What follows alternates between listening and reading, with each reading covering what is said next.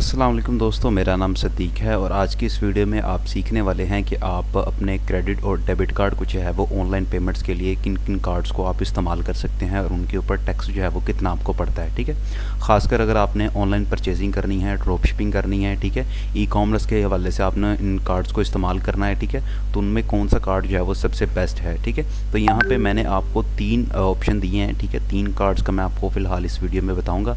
अगर आपने मज़ीद बैंक्स के हवाले से, मज़ीद कार्ड के हवाले से जानना है तो कमेंट सेक्शन में मुझे बताइएगा, मैं उसके ऊपर भी जो है वो मज़ीद वीडियो बना दूंगा फुल डिटेल के साथ। ठीक है, तो ज़्यादातर जो इस्तेमाल होती हैं ऑनलाइन ट्रांजैक्शन के लिए पाकिस्तान के अंदर, ठीक है, जो कि इंटरनेशनल ट्रांजैक्शन सपोर्ट करते हैं, जिसमें आप किसी भी करेंसी के ऊपर जो है वो उनके ऊपर परचेजिंग वगैरह कर सकते हैं। ठीक है, फ़र्ज़ करें आपने ईबे के ऊपर काम करना है, अमेज़ोन पे काम करना है, इट्से पे काम करना है, ठीक है, ड्रॉप शिपिंग आपने करनी है, तो आपने कोई प्रोडक्ट परचेज़ करनी है, अली एक्सप्रेस से करनी है, वालमार्ट से करनी है या फिर किसी भी प्लेटफॉर्म से करनी है, तो उसके लिए आप कौन सा कार्ड इस्तेमाल कर सकते हैं। ठीक है, तो सबसे पहले हम यहाँ पे देख लेते हैं कि जो सादा पे का जो वर्चुअल कार्ड होता है, जो कि आपको फ्री में मिलता है जब आप सादा पे का अकाउंट बना लेते हैं, तो वहाँ पे आपको एक कार्ड शो करता है जो कि मास्टर कार्ड होता है। ठीक है, तो उसको आप इस्तेमाल कर सकते हैं। वो फिजिकल कार्ड नहीं होता, वो वर्चुअल कार्ड होता है जो आपको ऐप के अंदर ही शो होता है। ठीक है, तो मैं अगर इसके ऊपर क्लिक करता हूँ तो यहाँ पे मैंने जो है ना वहाँ पे 4 सेक्शन इसके बनाए हुए हैं। एक इंटरनेशनल चार्जेस का है, एक कार्ड की फ़ीस का है और दूसरा फेलियर टैक्स है और नॉन फेलियर है। ठीक है, तो इंटरनेशनल चार्जेस जो हैं वो इसके पड़ते हैं टोटल 6%, यानी कि 6% जो है वो आपका इसके ऊपर चार्जेस पड़ेंगे। ठीक है, यानी कि फ़र्ज़ करें आपने अगर कोई चीज़ बाई की है किसी भी प्लेटफॉर्म से, ठीक है, चाहे वो अली एक्सप्रेस है, वालमार्ट है, इंटरनेशनल का कोई भी प्लेटफॉर्म है या कोई सी भी करेंसी आप इस्तेमाल कर रहे हैं, तो उसके हिसाब से आपका 6% जो है ये टैक्स पड़ेगा, 6% आपसे वो काटेगा। ठीक है, ये चीज़ आपने क्लियर कर लेनी है। उसके बाद कार्ड की जो फ़ीस है वो बिल्कुल फ्री है। ठीक है, ये कार्ड आपको फ्री मिलता है, मास्टर कार्ड होता है लेकिन वर्चुअल कार्ड होता है, दूसरा फिजिकल कार्ड नहीं होता। ठीक है, अगर आप इसके फेलियर टैक्स की बात करें, अगर आप फाइलर हैं, ठीक है, तो आपको 5% टैक्स पड़ेगा। अगर आप नॉन फाइलर हैं, ठीक है, तो आपको जो है वो 10% टैक्स पड़ेगा। ठीक है, इस चीज़ का आपने क्लियर कर लेना है। कुछ लोगों का ये होता है कि वो कहते हैं कि सर हमने चीज़ परचेज़ की है लेकिन जो टैक्स है वो हमें 6% नहीं पड़ा, उससे ज़्यादा पड़ा है। ठीक है, तो उसकी वजह ये होती है कि वो फाइलर नहीं होते, जिसकी वजह से उन्हें टैक्स जो है वो ज़्यादा पड़ता है। ठीक है, तो ये है सादा पे का कार्ड, जिसको अगर आप इसको इस्तेमाल करते हैं तो उसके ऊपर जो इंटरनेशनल चार्जेस पड़ते हैं वो 6% पड़ते हैं। ठीक है, उसके अलावा हम बात करते हैं, हमारे पास एक दूसरा कार्ड आ जाता है जिसका नाम है नया पे का वर्चुअल कार्ड। ठीक है, इसके आपको जब आप इसका अकाउंट बनाते हैं पाकिस्तान में बैठ के, ठीक है, तो ये आपको 3 कार्ड जो है वो शो करता है। एक वर्चुअल कार्ड होता है, इनका वीज़ा कार्ड, तीनों इनके वीज़ा कार्ड होते हैं। एक वीज़ा कार्ड वर्चुअल होता है, एक फ़िज़िकल होता है और जो तीसरा होता है, ठीक है, उसका जो है वो पेपाल का कार्ड होता है इनका। ठीक है, लेकिन अगर आप वर्चुअल इस्तेमाल करना चाहते हैं तो उसके ऊपर भी इंटरनेशनल ट्रांजैक्शन अवेलेबल होती हैं। अगर आप इनका फिजिकल कार्ड इस्तेमाल करना चाहते हैं, वर्चुअल वीज़ा कार्ड, तो उसके ऊपर भी इंटरनेशनल ट्रांजैक्शन जो है वो अवेलेबल होती हैं। ठीक है, तो अगर मैं इस पर क्लिक करता हूं तो मैंने यहाँ पे 2 सेक्शन इनके बनाए हुए हैं। ठीक है, कि इंटरनेशनल चार्जेस के इसके कितने पड़ते हैं और कार्ड की फ़ीस इसकी कितनी है। ठीक है, तो सबसे पहले इसके इंटरनेशनल चार्जेस चेक कर लेते हैं। तो इसके इंटरनेशनल चार्जेस जो हैं वो सादा पे से कम पड़ते हैं, लेकिन परसेंटेज के हिसाब से कम पड़ते हैं, लेकिन अगर आप इनको पाकिस्तानी रुपीज़ के हिसाब से देखेंगे तो वो ज़्यादा पड़ेंगे, क्योंकि ये जो परसेंटेज निकालता है ये डॉलर के रेट के हिसाब से निकालता है। ठीक है, अगर आप यहाँ पे नया पे का कार्ड इस्तेमाल करते हैं और सादा पे का कार्ड इस्तेमाल करते हैं और यहाँ से कोई चीज़ परचेज़ करते हैं, ठीक है, तो ज़्यादा कार्ड के ऊपर जो आपको पेमेंट पड़ेगी वो यहाँ पे नया पे के ऊपर पड़ेगी, सादा पे के ऊपर नहीं पड़ेगी। ठीक है, परसेंटेज के हिसाब से तो ये ज़्यादा है, लेकिन अगर आप PKR के हिसाब से इसको देखेंगे तो वो आपके लिए जो बेस्ट होगा वो सादा पे का होगा। ठीक है, आगे चल के मिज़ान बैंक का भी देखेंगे, लेकिन फ़िलहाल इन दोनों का मैं आपको बता रहा हूँ कि अगर आप इनको इस्तेमाल करना चाह रहे हैं पाकिस्तान के अंदर तो उसके लिए ये सादा पे का बेस्ट है, लेकिन अगर आप इंटरनेशनल इस्तेमाल करना चाह रहे हैं तो आप ये डॉलर के हिसाब से वाला वो वाला बेस्ट है, अगर आपकी करेंसी चेंज है तो। ठीक है, डॉलर वाली करेंसी है तो आप ये वाला इस्तेमाल करें, लेकिन अगर PKR वाली करेंसी है तो आप फिर ये वाला इस्तेमाल करें। अदरवाइज़ आपको जो टैक्स पड़ेगा नया पे कार्ड के ऊपर वो डॉलर के हिसाब से पड़ेगा, डॉलर की प्राइस के हिसाब से।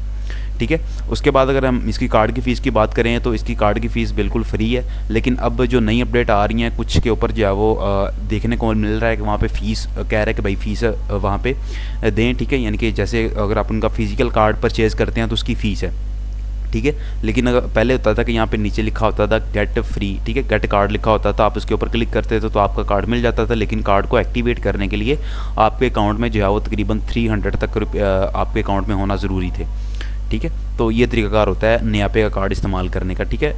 ये दोनों इंटरनेशनल है, आप इनको इंटरनेशनल तौर पर जो है वो इस्तेमाल कर सकते हैं। लेकिन अगर हम बात करें यहाँ पे मिज़ान बैंक के वीज़ा और मास्टर कार्ड की, ठीक है, कि वो आप यहाँ पे इस्तेमाल कर सकते हैं कि नहीं कर सकते, ठीक है, उसका तरीकाकार ये है कि उसके भी इंटरनेशनल चार्जेस हैं, ठीक है, उसका भी टैक्स और फाइलर और नॉन फाइलर का दोनों का है, ठीक है। अगर आप इसके इंटरनेशनल चार्जेस की बात करें, पहले ये चीज़ समझ लें कि इनके ऊपर जब वो वीज़ा और मास्टर कार्ड, अगर आपके पास एप्लीकेशन है मिज़ान बैंक की, ठीक है, डिजिटल मिज़ान बैंक की अगर आपके पास एप्लीकेशन है तो फिर जो है आप इसको कर सकते हैं, इंटरनेशनल ट्रांजैक्शन कर सकते हैं, आप उसको एक्टिवेट कर सकते हैं, ठीक है।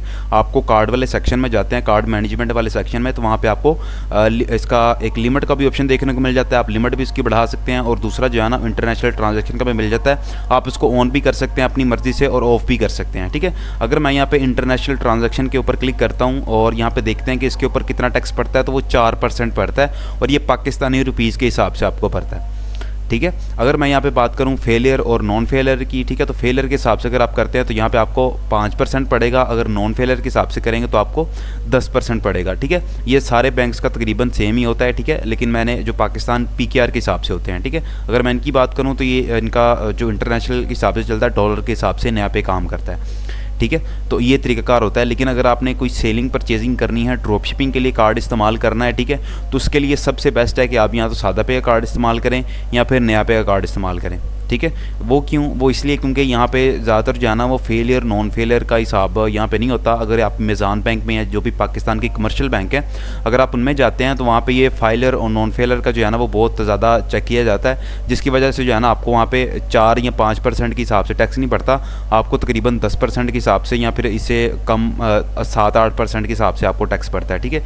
आप चाहें तो ट्रांजेक्शन करके भी देख सकते हैं, ठीक है। तो ये तरीकाकार है, ये मैंने तीनों बैंक्स का जो है आपको यहाँ पे बता दिया, ठीक है। लेकिन मैं अगर आपको रिकमेंड करूँगा कि आप मुझसे पूछना चाहेंगे भाई इनमें से आप कौन सा कार्ड इस्तेमाल करें, तो उनके लिए जो सबसे बेस्ट है ऑनलाइन ट्रांजैक्शन के लिए, ई कॉमर्स के लिए, ड्रॉप शिपिंग के लिए, अली एक्सप्रेस के ऊपर इस्तेमाल करने के लिए, अमेज़ॉन प्राइम के ऊपर इस्तेमाल करने के लिए, वालमार्ट के ऊपर इस्तेमाल करने के लिए, तो आप सादा पे और नया पे का कार्ड जो है वो इस्तेमाल कर सकते हैं, ठीक है। अगर आप मिज़ान बैंक या कोई भी कमर्शियल बैंक का इस्तेमाल करते हैं, ठीक है, अगर आप उनके ऊपर ज़्यादा ट्रांजैक्शन करते हैं तो उसके ऊपर जो आपका जो रेट है ना टैक्स का रेट, वो थोड़ा कम हो जाता है, ठीक है। तो ये तरीकाकार है, स्टार्ट के अंदर आपको फिर ज़्यादा पे करना पड़ेगा, बाद में फिर आपका टैक्स कम हो जाएगा अगर आप ज़्यादा उसके ऊपर कार्ड को इस्तेमाल करना चाह रहे हैं तो। लेकिन यहाँ पे एक चीज़ क्लियर कर लें कि इनकी जो है ना वो लिमिट की बात कर लें कि इनके ऊपर जो लिमिट होती है वो होती है, ये नहीं होती, ठीक है। लिमिट से मुराद ये है कि हर कार्ड की जो है वो अपनी अपनी लिमिट होती है। लिमिट से मुराद ये नहीं है कि आप अपने कार्ड के अंदर जो है वो कितनी अमाउंट रख सकते हैं या कितनी विड्रॉ कर सकते हैं, मैं उस लिमिट की बात नहीं कर रहा, कैंसिलेशन की बात कर रहा हूँ कि अगर आप कोई कार्ड इस्तेमाल करते हैं तो वो कार्ड अगर कैंसिल हो जाता है, पेमेंट डिक्लाइन हो जाती है, पेमेंट नहीं होती, पेमेंट कैंसिल हो जाती है, या कार्ड के अंदर मसला आता है या वैसे कोई इस तरह का मसला आ जाता है, ठीक है, पेमेंट नहीं होती, तो इसके अंदर जो कैंसिलेशन आ जाती है, अमाउंट आपकी कम होती है और आप कार्ड को इस्तेमाल कर रहे होते हैं, फ़र्ज़ करें आपके अकाउंट में 500 है और आप ट्रांजैक्शन कर रहे हैं 1000 रुपये की, ठीक है, तो वो जब आपका कार्ड उसके ऊपर कैंसिलेशन लगाएगा तो उसकी लिमिट होती है। अगर आप जैसे नया पे कार्ड की मंथली लिमिट 5 होती है, 4 होती है, ये 10 तक भी होती है, ठीक है, अगर आप उस लिमिट को क्लोज कर लेते हैं तो आपका कार्ड जो है वो बंद हो जाता है, ठीक है। तो इस लिमिट का आपने ख्याल रखना है। अगर आप मिज़ान बैंक का कार्ड इस्तेमाल करते हैं तो इसके ऊपर ज़्यादा लिमिटेशन नहीं होती, ठीक है। अगर आप सादा पे कार्ड इस्तेमाल करते हैं तो इसके ऊपर भी ज़्यादा लिमिटेशन नहीं होती। लेकिन हाँ, अगर आप उस कार्ड के ऊपर बार बार कैंसिलेशन कर रहे हैं फिर कार्ड आपका ब्लॉक हो सकता है। लेकिन अगर आप उसको महीने में 4-5 दफ़ा या 10-15 दफ़ा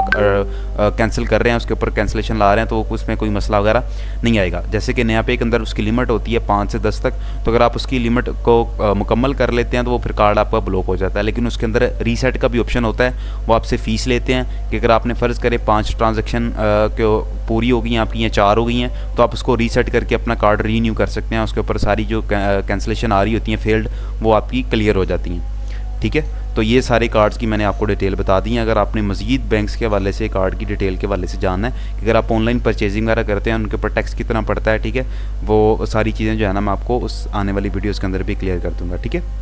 तो चैनल को लाजमी सब्सक्राइब करिएगा। अगर आपने हमारी मज़ीद सर्विस लेनी है तो आप हमारे वेबसाइट पे जाके विज़िट कर सकते हैं, ठीक है, या डायरेक्ट जो है वो व्हाट्सएप पे कांटेक्ट कर सकते हैं, इंस्टाग्राम पे डायरेक्ट कांटेक्ट कर सकते हैं, ठीक है। अगर आपने हमारे ऑनलाइन कोर्सेज ज्वाइन करने हैं तब भी आप डायरेक्ट या तो वेबसाइट पे विज़िट कर लें या फिर आप व्हाट्सएप पे भी जो है वो डायरेक्ट कांटेक्ट कर सकते हैं, ठीक है। नीचे नंबर आपको शो हो रहा है, वेबसाइट भी शो हो रही है और इंस्टा आईडी भी शो हो रही है। आप डायरेक्ट वहाँ पे कांटेक्ट करके अपना कोई भी मसला हो ईबे या ऑनलाइन ई कॉमर्स के हवाले से, ड्रॉप शिपिंग के हवाले से, ठीक है, तो आप अपना मसला सॉल्व करवा सकते हैं, ठीक है। तो अपना ख्याल रखिएगा। अल्लाह निगहबान।